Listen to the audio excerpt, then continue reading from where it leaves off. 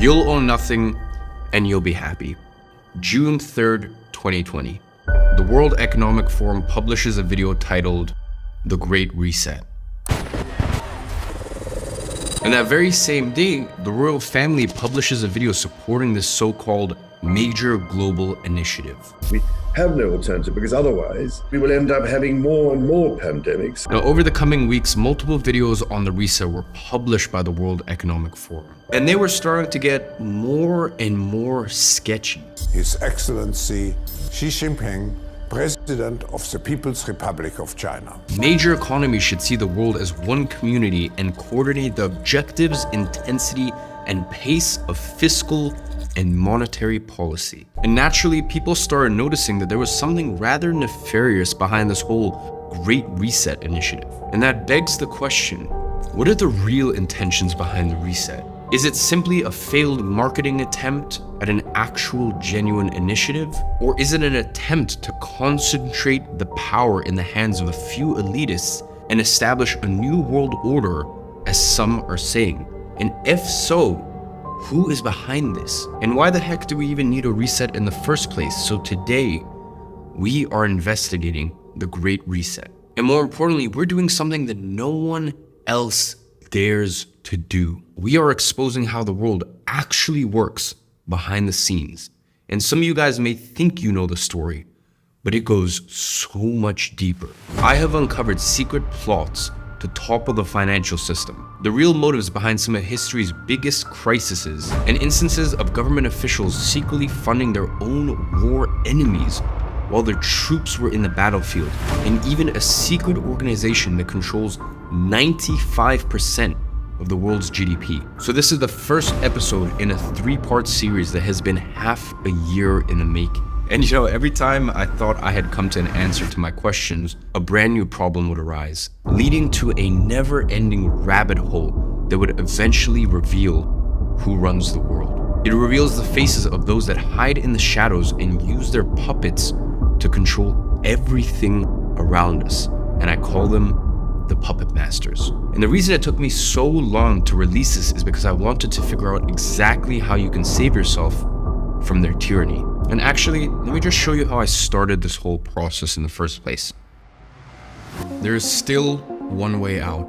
So let's analyze the situation. The puppet masters are about to have you right where they want you, under their thumb. You see, once CBDCs are rolled out, you will be at their mercy. They decide how much you spend, where you spend it, and even how much money you have left at the end of the month. And that will make it impossible for you to escape.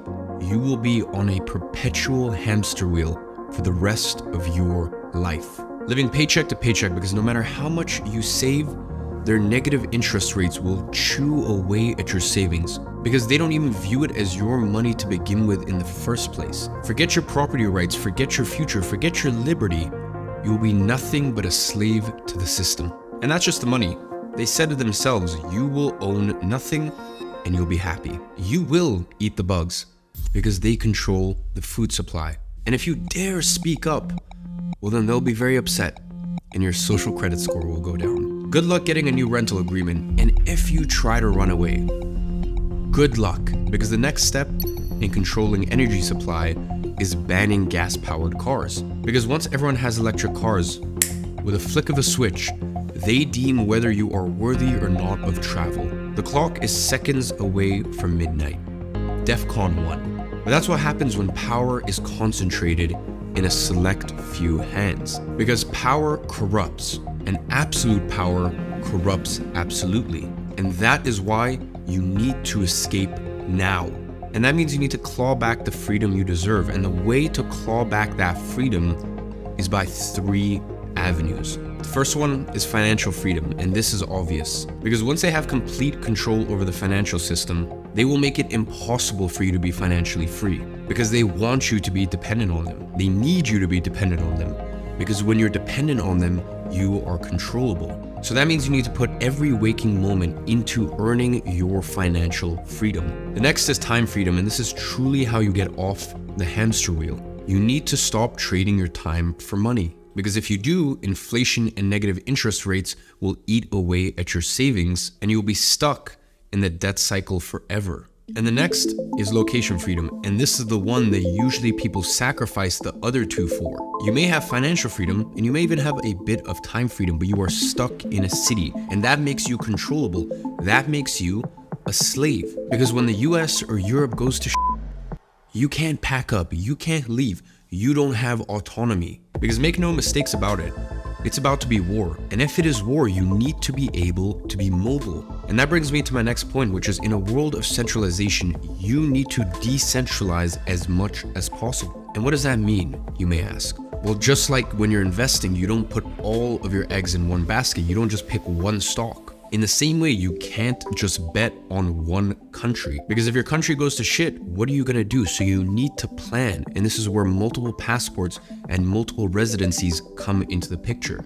And once you're financially free, this becomes a lot easier. In places like St. Kitts, you can earn citizenship through investment for as low as 150K. And you need to start tracing your lineage so that way you can see if you are eligible for any other citizenships. Look into things like digital nomad visas. Start looking in different countries, and this also applies for bank accounts. You need more bank accounts. You need them in more countries, because if one country starts to restrict withdrawals, well, then you're stuck. If one country starts tracking your carbon footprint and charges you for it, which by the way is already happening, I wrote about this a few weeks ago, but MasterCard has already implemented technology that is required to know your exact carbon footprint depending on your spending. And the next step, well, if you spend in non-climate friendly places, well, you'll be penalized. And what's worse is they're giving the technology to every major payment processor. And that's why you need more bank accounts. You need bank accounts in different countries.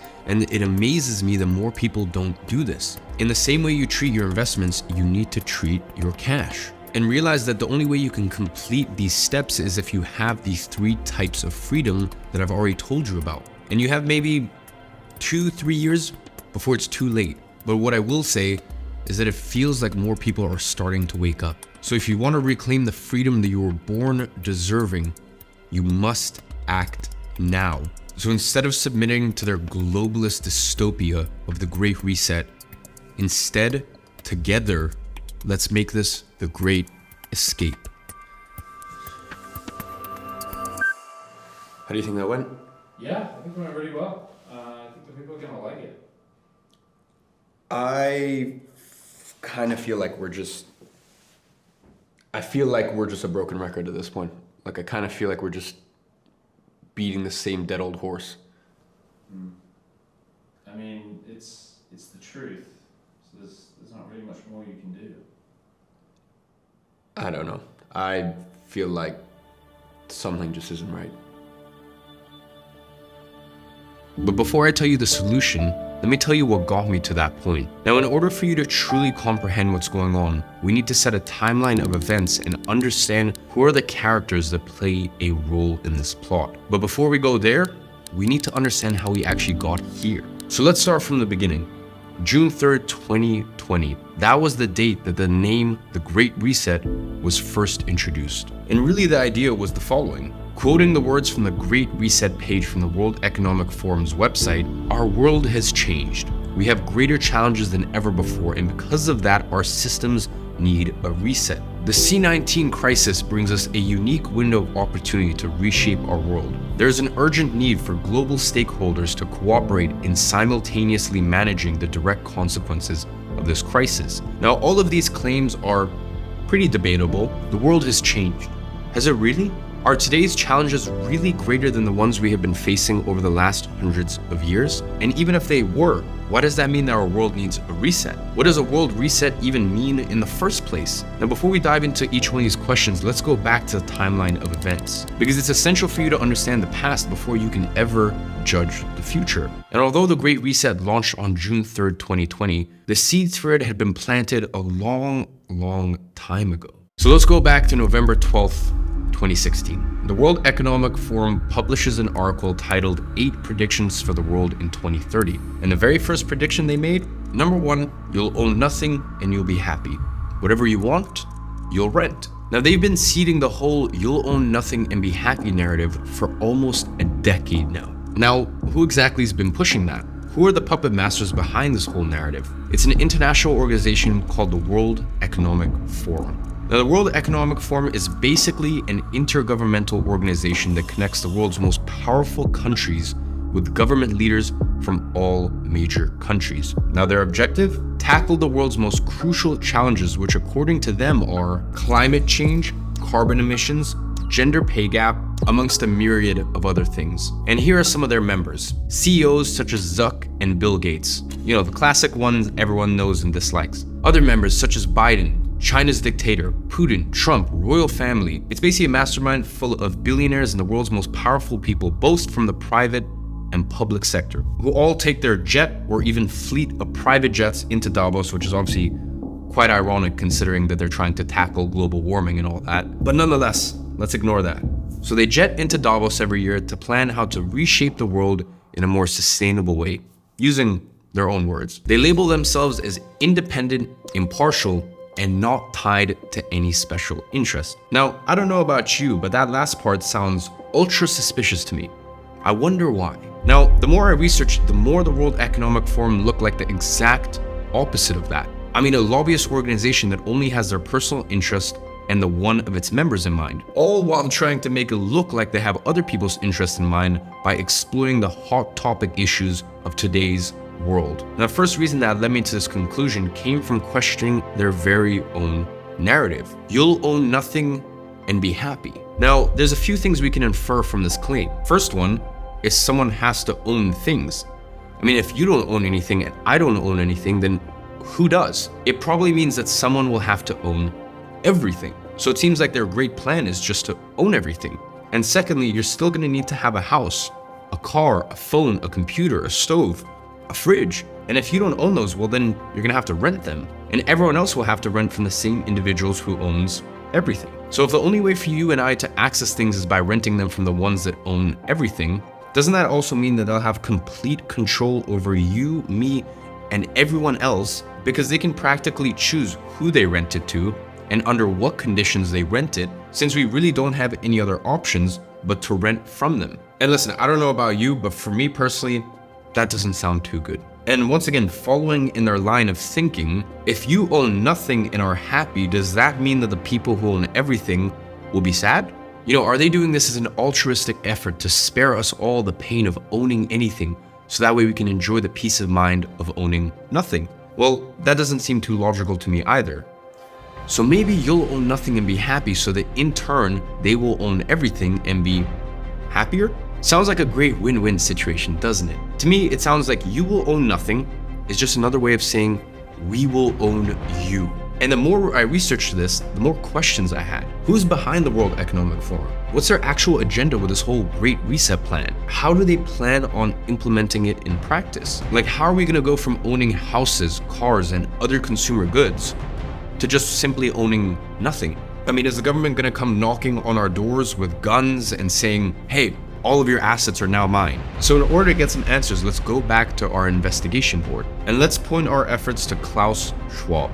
So we've got the first character that plays a role in this plot, the World Economic Forum. So next obvious question to ask is, who runs the World Economic Forum? Because let's think about this. If the World Economic Forum is an organization that proposes and helps governments execute an agenda to literally reshape the future of our world, and they do that by putting themselves in a position of being an internal organization for public-private cooperation, well, surely the person in charge of all that must have been democratically elected, right? I mean, it's just common sense. If you're the one dealing with the public, environmental, and trade policies of the entire world, you have to be elected by the people, or at the very least by an executive board that was democratically elected by elected officials from each country. So that way we know that you are acting on behalf of the interests from the people who elected you. I mean, that has to be the case, right? As it were, it's not. You see, the World Economic Forum is not like the United Nations, the IMF, or even the World Bank, which are the biggest institutions in the world, and all of which have democratic systems to elect their heads. The WEF, though?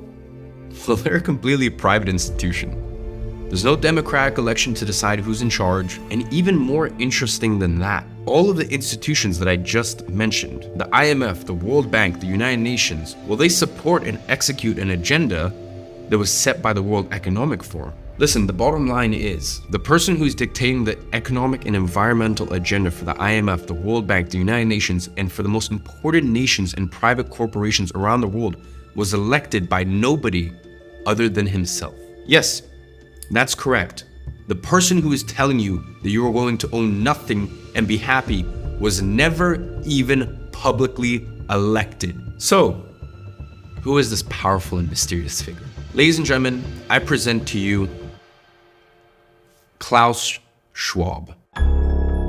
He's the World Economic Forum's founder and the current president and spokesperson for the organization, the only leader the forum has ever had. And to understand how Klaus Schwab came to be, we need to go back to 1938. That was the year Schwab was born, in no other place than Nazi Germany. And at the time, his father was a managing director for a subsidiary of a Zurich-based engineering firm called Escher Wyss. Now here's a fun little fact for you. That very same firm was found to exploit prisoners of war and use other forms of forced labor. Now this actually sparked rumors that Schwab's father was a high-ranking Nazi official, but fear not, because the fact-checkers were quick to dispel those far-fetched myths. So we definitely don't need to worry about that. You see, Klaus Schwab was well-educated, earning multiple degrees in Switzerland and Germany, as well as a Master's of Public Administration from Harvard University. Now going back to our timeline, fast forward to 1971. Schwab founded the World Economic Forum to fulfill his dream from moving from a shareholder capitalism model to a stakeholder capitalism model. That we act all as stakeholders. The future is built by us. Don't you just love it when a man with a German accent tells us how he's going to reshape our world? Now, what does stakeholder capitalism mean, you may ask? It's essentially moving away from profit-driven leadership to a model where companies answer first to special interests instead. This would mean that the people would have a say on the direction companies move to. You see, the problem with that is regular companies answer to their shareholders, who hold the company accountable to achieving certain financial goals. Now, when you move away from answering to shareholders and decide to answer to the people instead, you answer to virtually everyone. And answering to everyone is the exact same as answering to no one, which is a perfect position to be in. Why? Because you get to claim you're acting on everyone's interests without having to answer to anybody in practice. You become the king, appointed by no one. So what Schwab is really saying when he's advocating for stakeholder capitalism is that he wants corporations to answer to special interests. The special interests of him and his friends at the WEF. He advocates for countries to stop using metrics like GDP and instead use metrics like climate action, sustainability, inclusivity, global cooperation, health, and well-being. The problem with that speech is that none of those are real metrics because they can't be measured objectively with numbers. And this is exactly what he wants, because then he can make himself unaccountable while pursuing a broader agenda. Now, at this point in my investigation, I thought I had a pretty clear idea of where things were going until I started to read Klaus Schwab's book, C19, The Great Reset. You see, what I found inside this book completely changed the direction of my entire investigation. And here's what I found. Throughout the entire book, Schwab kept repeating that this crisis was an opportunity. And I kept reading the word crisis over and over. And I quote, "One of the lessons of the past 5 centuries in Europe and America is this: acute crises contribute to boosting the power of the state.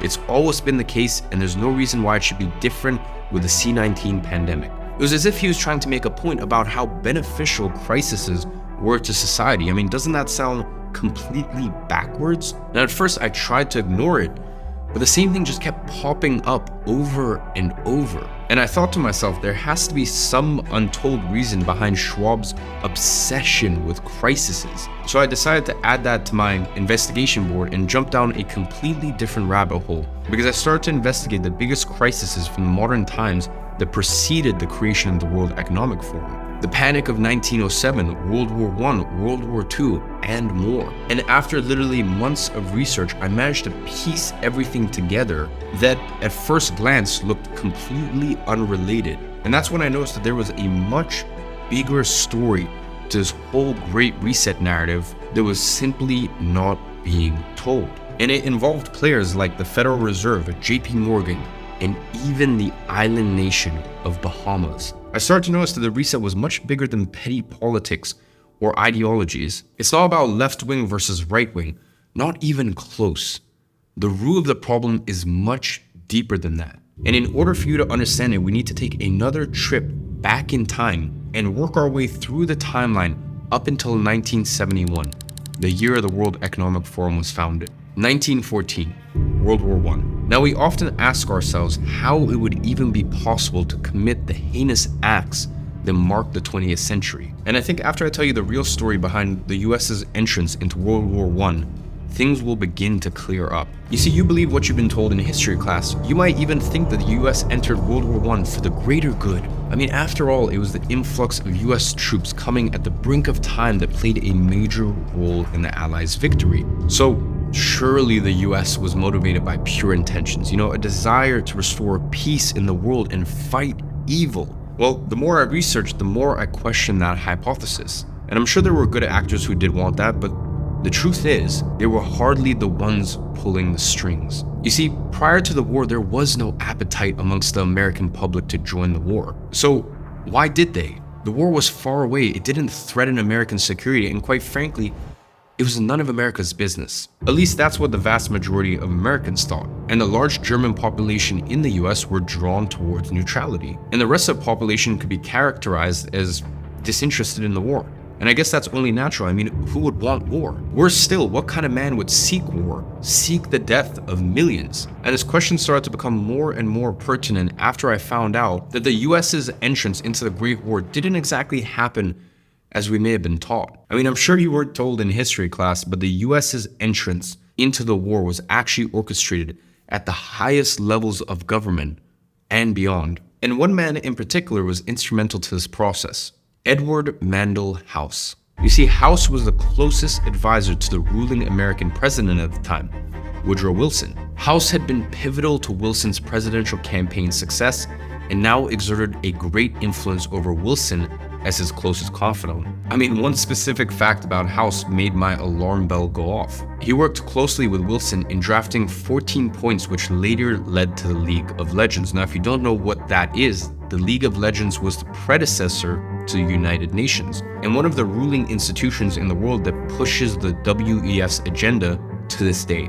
Now, this already gives you an idea of both Wilson and House's globalist agenda, even in the early 1900s. But that is just the very tip of the iceberg. You see, in a conversation with the Foreign Secretary of England, House was posed a question. What will America do if the Germans sink an ocean liner with American passengers on board? Now, House's reply was clear and straightforward. He goes on to say this would be sufficient to carry us into war.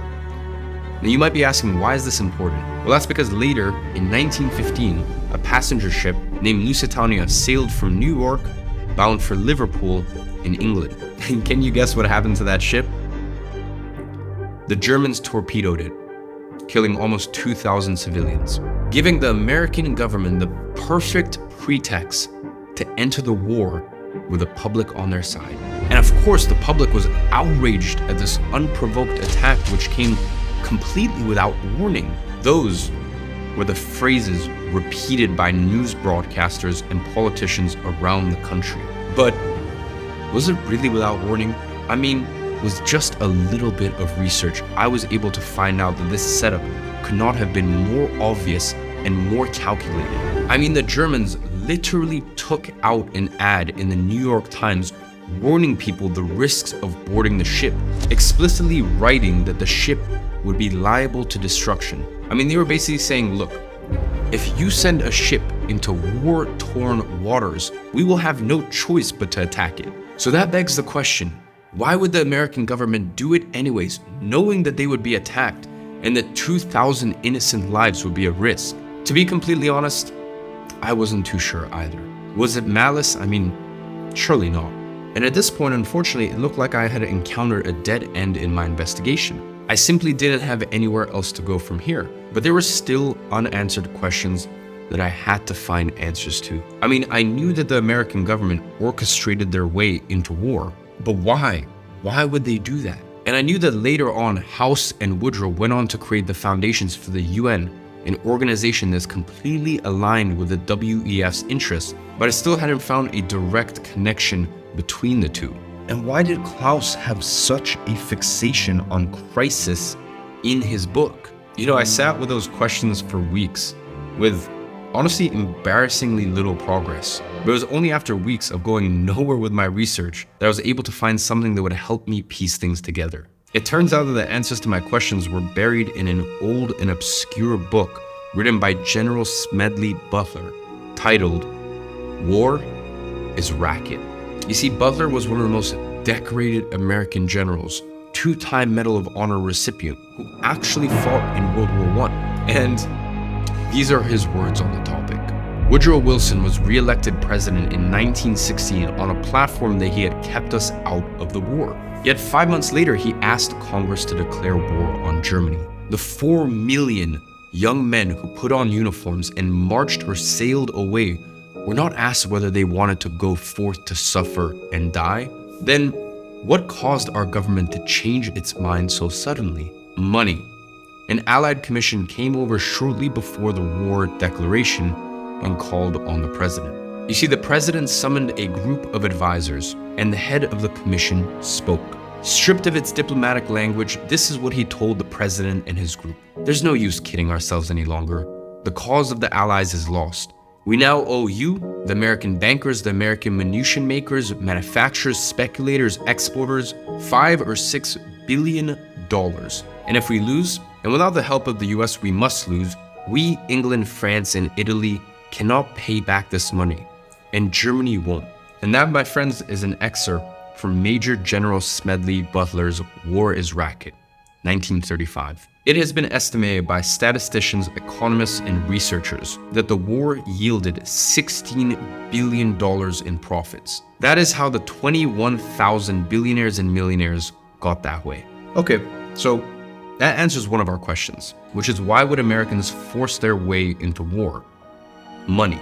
Now, it's not like that money went straight to the American government. You see, as we've seen already, there are shadow figures who control the government's agenda to align with their own interests. So that led me to the next obvious question: who really got rich off the war? And how was Woodrow Wilson truly involved? Well, this leads us directly to our second major crisis, and another journey back in time. Crisis 2, the Panic of 1907. Now, to get to this, I had to dig deeper. I mean, deeper than I've ever dug before. You see, I started to research what projects Woodrow Wilson had led during the period that preceded the war, trying to find some sort of connection of how he would benefit from joining World War I. And believe it or not, but the answer was hidden right under my nose this whole time, in one of the most powerful institutions in the whole world. One that everyone knows about but just takes for granted. I mean, to be honest, there's so much to the story that I can't even get into now that I might even do a separate series just to the financial fraud that has bankrupted millions of people since 1913. But for now, I'll just keep it simple. Coincidence or not, it all revolves around another big crisis that shaped the modern world as we know of it today.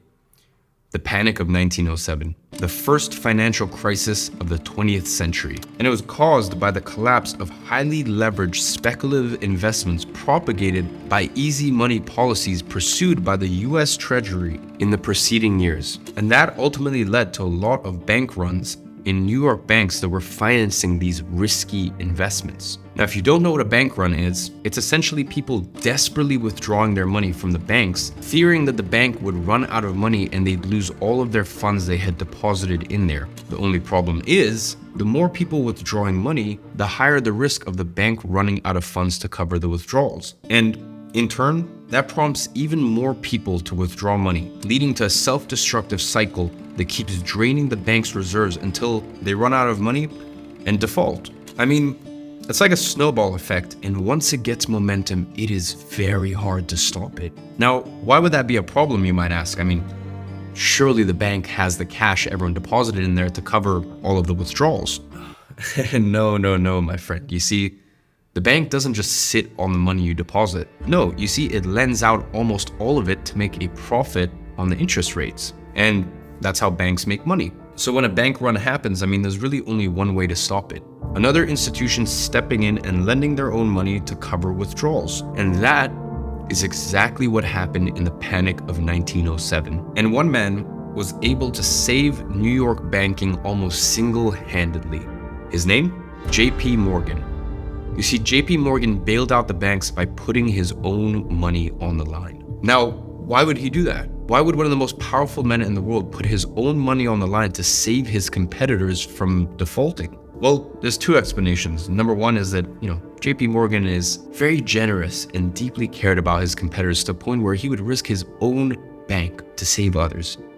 How kind of him. Or option two is that he had an incentive for doing so. And my gut feeling tells me that option two is a little bit more likely. Now, why would he have an incentive for doing this? Well, here's how everything comes together, and you begin to see just how all the pieces fit together perfectly. You see, the whole panic of 1907 led to a huge loss of confidence in the US Treasury, which is the organization that was supposed to ensure that problems like that wouldn't happen. So naturally, when they failed to do this, it became the impetus for Congress to begin a complete overhaul of the system. The following year, Senator Nelson Aldrich was appointed as the chairman of the National Monetary Commission with the mission to form a commission to study the European financial system. What most people didn't know was that behind the scenes, Senator Aldrich had close ties to bankers. You see, he went on to spend almost 2 years in Europe writing recommendations and reports. And here's what happened. Upon his return, instead of handing out his reports straight to Congress, Aldrich decided to do something else. On the evening of November 22nd, 1910, Senator Aldrich left New Jersey on a train in complete secrecy alongside 6 other individuals who all dropped their names in favor of code names so no one would discover who they all were. And their destination? A private secluded island off the coast of Georgia. It was called Jekyll Island. And there, they stayed at a club, the Jekyll Island Club, which was co-owned by none other than JP Morgan, who arranged himself the entire facility just for this specific meeting. Now later, during my fact-checking research, I also found sources pointing out that the Rockefellers also co-owned this estate. And this meeting was so secretive, so concealed from government and public attention that nobody even knew was taking place. Now, who might be invited to attend such a secretive and important meeting?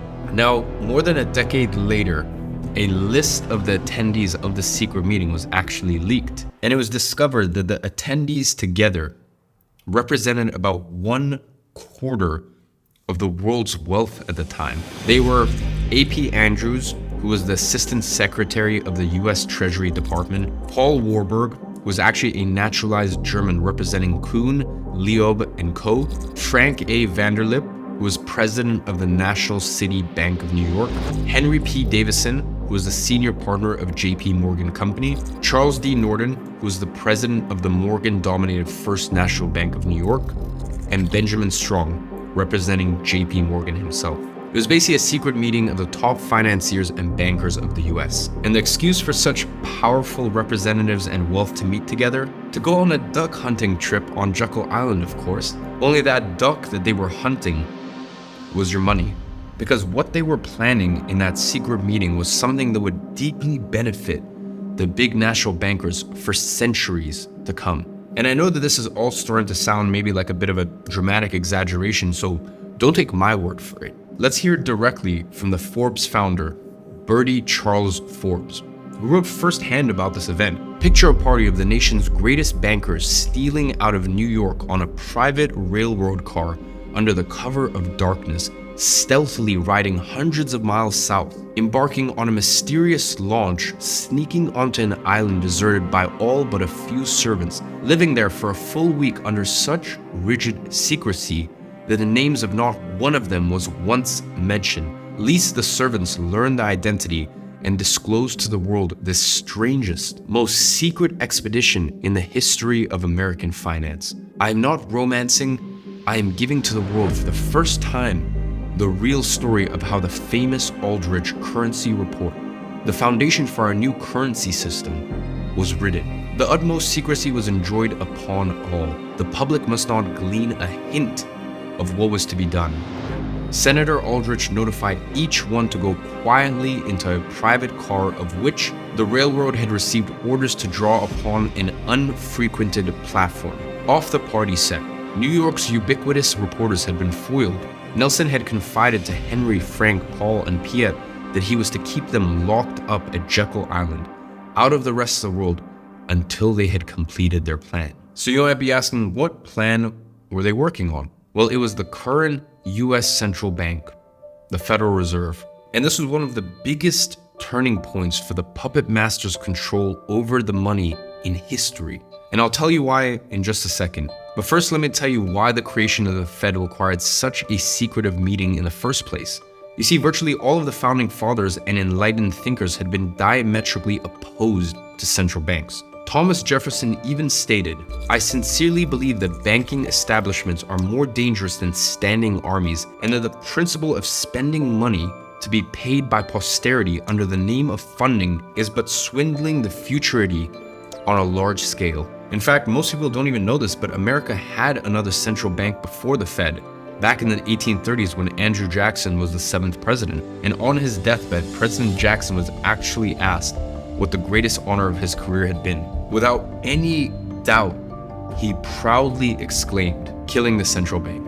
Unfortunately, his efforts, while noble, had never fully eradicated the problem. They simply mitigated them because the puppet masters now had the perfect opportunity to create a new central bank. They had the people's support for an overhaul on the financial system that was driven by the panic of 1907. And they had the written plan for it, backed by the most powerful bankers in the country. And they had someone to sign their plan into law, Woodrow Wilson, who also coincidentally got some campaign financing from these very same bankers that facilitated his way into the Oval Office. The day was December 23rd, 1913. From that day on, bankers were the ones with complete control over the economy. Woodrow Wilson was the newly elected president, and on the evening of the 23rd of December, when most congressmen had already left for Christmas holidays, well, Wilson rushed the Federal Reserve Act through an almost empty Senate.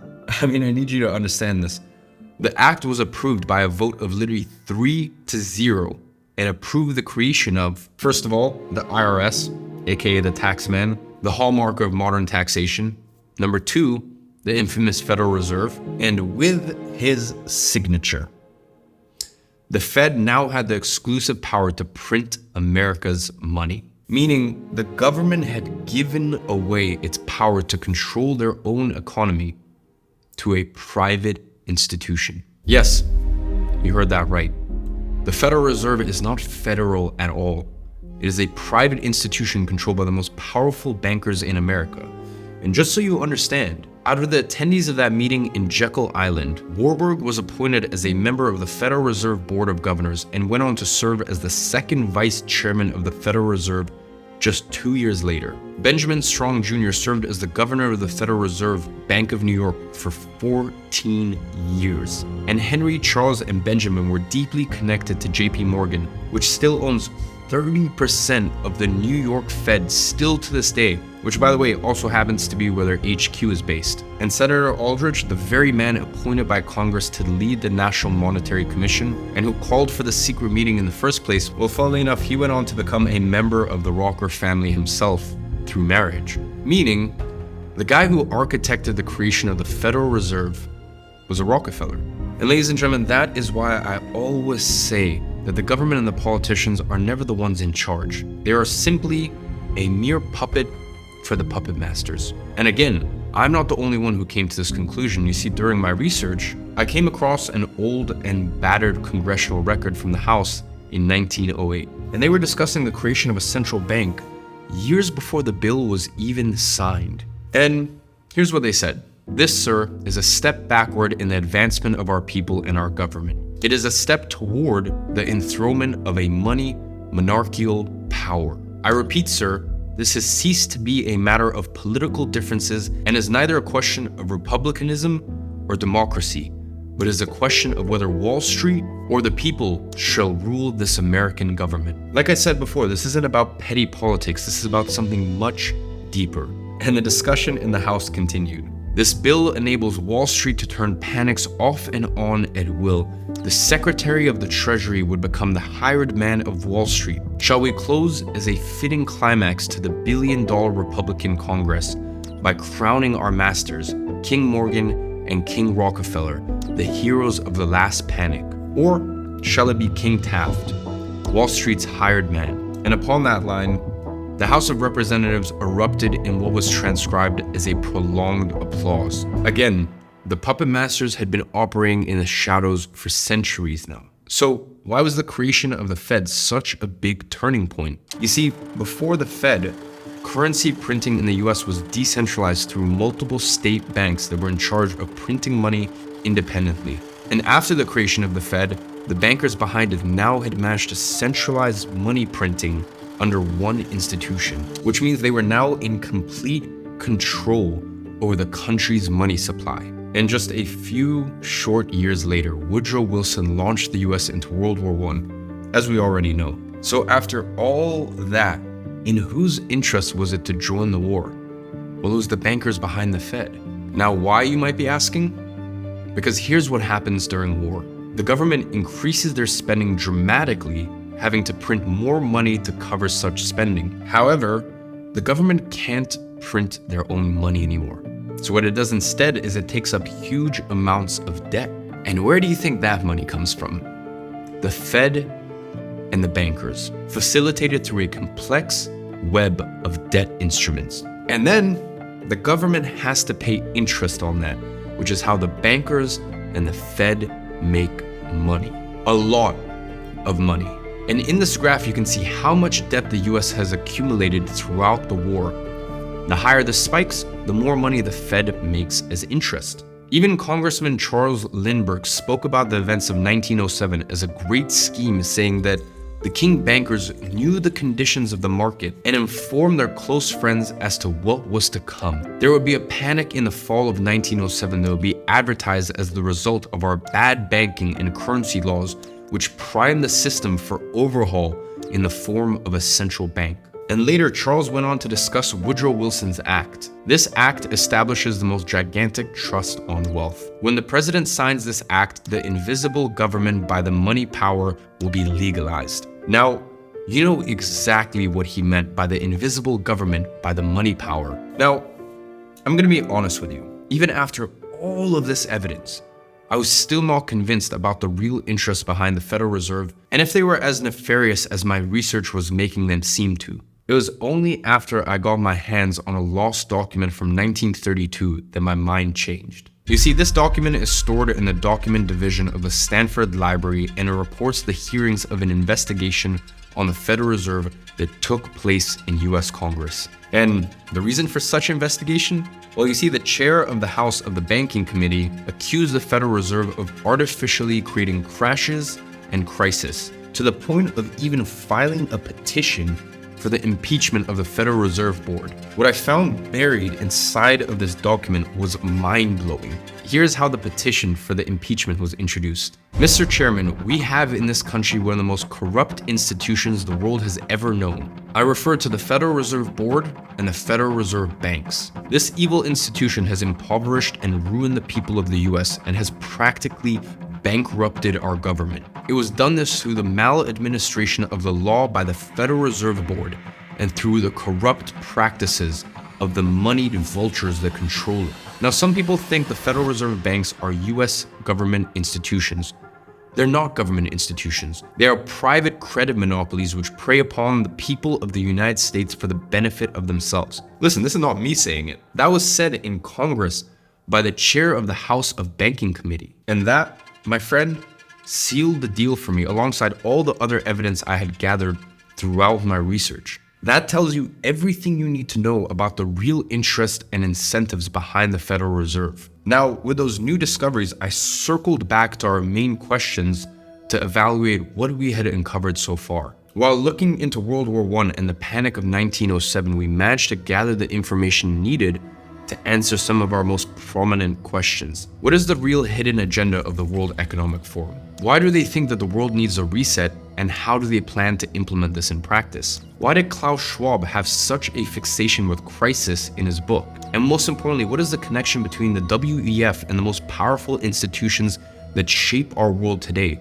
such as the Fed, the UN, the World Bank, the IMF, etc. At this point, we have already found out why the American government orchestrated their way into the war. And secondly, who got rich off of that war. And thirdly, how the Fed was connected to all of these efforts. So there's still a few questions that remain unanswered. And here's where I actually noticed something interesting. You see, the World Economic Forum and the Great Reset are all global initiatives with worldwide impact. So if that's the case, why does everything we've managed to uncover so far only relate to the US? How did they manage to go from controlling the US money supply to controlling the money worldwide? And here is where things take an unexpected turn. And we look at our third crisis, World War II, December 7th, 1941. You see, before we ever get to 1971, the year of the creation of the World Economic Forum, there's still one last crisis we need to revisit that happened between World War I and 1971. And you can probably guess what that was. World War II, surely the noble fight against the Nazis was just that, noble.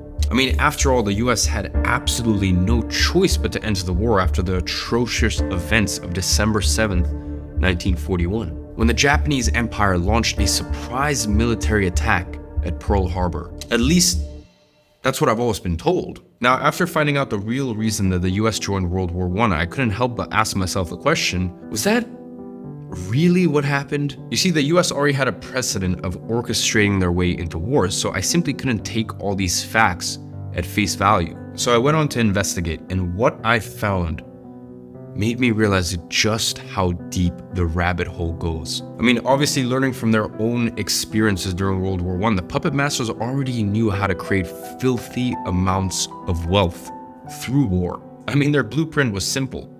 Get the government to spend a lot and create internal debt, and then loan money to the government from the Fed and others. Then get paid interest on those loans.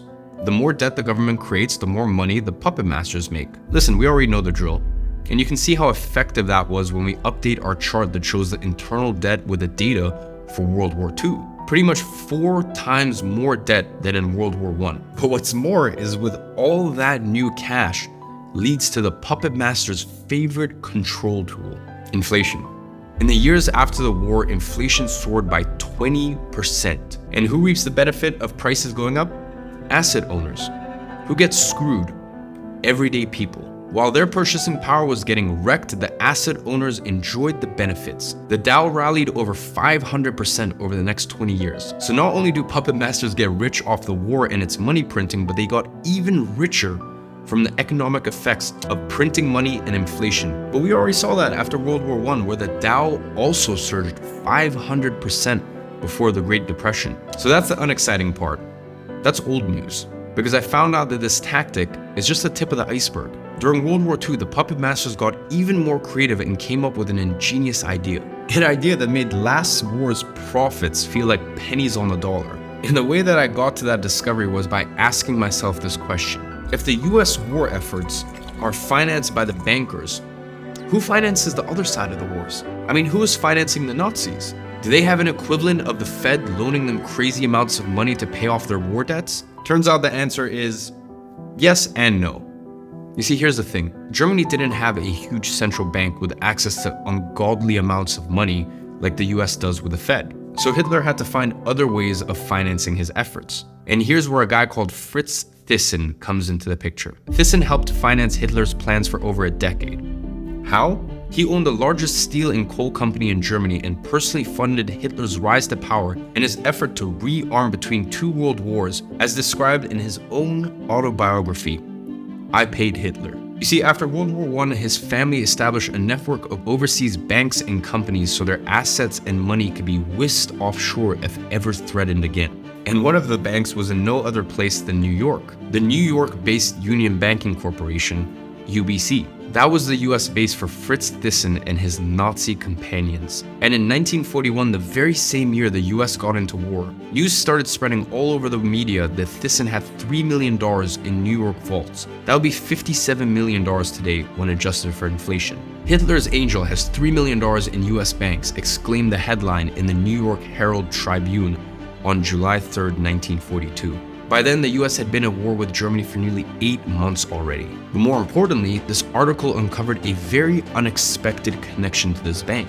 It found out that one of the managing directors of the bank at the time was none other than President George H.W. Bush's father, Prescott Bush. This was heavily denied by the US media at the time, perhaps unsurprisingly. Yet 60 years later, some documents were released by the National Archives and Library of Congress revealing that Prescott Bush indeed served as a business partner of and U.S. banking operative for the financial architect of the Nazi war machine from 1926 until 1942 through the Union Banking Corporation shell, the very same bank that had partly financed Hitler's rise to power. And by the late 1930s, UBC had bought and shipped millions of dollars of gold, fuel, steel, and U.S. Treasury bonds to Germany, both feeding and financing Hitler's build-up to war. And finally, in 1942, UBC's huge gold purchases raised suspicions that the bank was in fact a secret nest egg hidden in New York for Thyssen and other Nazi leaders. Some people even suspected that the bank was holding gold on behalf of Hitler himself. And the government ended up confirming Thyssen's control of Bush's UBC, and in October 1942, the bank was seized under the Trading with the Enemy Act. And by November, the Silesian American company, another of Prescott Bush's ventures, had also been seized. He got caught red-handed. And you know what happened to him and all of his assets? Absolutely nothing. The assets were held by the government for the duration of the war, then returned afterwards. Meaning, he got caught stealing US gold to fund their biggest war enemy and make a profit on it. And in the end, he wasn't charged and got to keep all of the stolen gold. That, my friends, is the power of the puppet masters. I mean, it's almost poetic, isn't it? Now the question becomes, why would they fund their own war enemies? You see, there's two ways for a country to get rich off war. One is by winning the war and funding the victory, and then there's one other more sinister way to do it, arming both sides of the conflict. And it all goes back to our main character in this whole story, Klaus Schwab, who preaches that crisis brings us unique windows of opportunity. As you can see, the opportunity to grow and perpetuate power and control. So why not fund both sides of war to breed a crisis? And as a result, grow your power and control even further.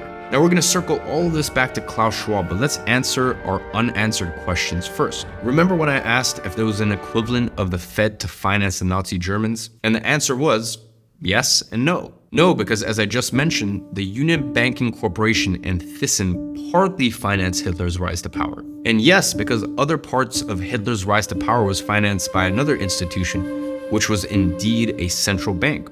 Just like the Fed, the difference is, this one is not a German central bank. It is not a transnational central bank. It is an institution that is above all of those, above the Fed, above all central banks. And just like me, when I started this investigation, you've probably never even heard of them before. But its influence is so great that the organization controls 95% of the world's wealth to this day. And the funniest thing is that I found out about it by chance. I was digging deeper into the US Nazi connection and I stumbled upon the following quote from the United Nations Monetary and Financial Conference that took place in 1944. There's an American president doing business with the Germans while our boys are fighting Germans. And at first sight, I thought he was talking about Prescott Bush. But then I remember that Prescott Bush was never president. His son and his grandson were. And as I dug deeper, I realized that he wasn't actually referring to a president of the United States, but rather a president of the secret institution which is above the central banks that I just mentioned. So I set out to discover who this president was and what type of business he was doing with the Nazis. Digging a little deeper, or a lot deeper as I should say, I found out that the vice president of the German central bank was also a director of this hidden in plain sight organization, meaning this organization and the German central bank had close ties. In fact, this organization was so intertwined with the Nazi economy that it helped keep Nazi Germany stay in business. It carried out foreign exchange deals for the German central bank. It accepted looted Nazi gold. And in one specific event, they even transferred 23.1 metric tons of gold from a Czechoslovak account to the German central bank account, all inside their biggest enemy's central bank, the Bank of England. And yes, that actually happened. All through the accounts of this hidden organization. It was so useful to the Nazis that they referred to this organization as the German central bank only foreign branch. All of that while having an American banker as the president of the organization. Their reach and connections were vital for Nazi Germany. So much so that all throughout the war, the German central bank continued paying interest on all the money loaned by this organization. And here's where things get interesting.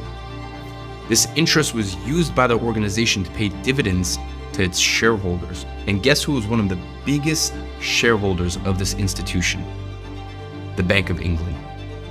Meaning, the German central bank was actually funding the British war economy. It was the exact same thing the Fed was doing by funding both the US and the Nazis. They were funding both sides of the war. And the Fed, well, they didn't like that at all. They wanted to be the ones funding everything, because that would be a lot more profitable, wouldn't it? So they wanted to get rid of this organization, and they had a plan for doing so. Now, how did I find that out? Well, do you remember that quote from a few minutes ago? There's an American president doing business with Germans while our boys are fighting Germans. Well, it turns out that that was said at the United Nations Monetary and Financial Conference, more popularly known as the Bretton Woods Conference. And the purpose of it? Approved the liquidation of this very organization at the earliest possible moment. You see, the guy that said that there was an American president doing business with the Germans was Harry Dexter White. White was an official in the US Treasury Department. He was a top advisor to the Secretary of the Treasury, Henry Morgenthau, and was placed in charge of all Treasury Department's international matters. Now, an important fact to remember here, the US Treasury is the organization closely related to the Fed. Their interests kind of go hand in hand. Morgenthau and White were the most powerful enemies of the secret organization and lobbied hard at Bretton Woods in July 1944. Now, why, you may ask? Well, White had different visions for the international economy. He envisioned a greater role for the US dollar worldwide. His objective was very clear: make the US currency the global trade and finance vehicle. And the way that he proposed to do that was by having the US dollar backed by gold and other currencies pegged to the US dollar's value. This way, the puppet masters behind the Fed would finally achieve their ultimate goal: have complete control of not only the US money supply, but also the entire world's money supply, which would now be pegged to the dollar, the very same currency that they had complete control over. And so, they did. The outcome of the Bretton Woods Conference was very favorable for the puppet masters. It led to the creation of the International Monetary Fund, or the IMF, and the World Bank. The two institutions the puppet masters needed to assert their worldwide control. And that leads us directly back to our most important year in our timeline, 1971, where the puppet masters made their final move to assert control over the world's monetary system. The final move that was the missing piece for them to start implementing their ultimate multi-decade long plan, the Great Reset.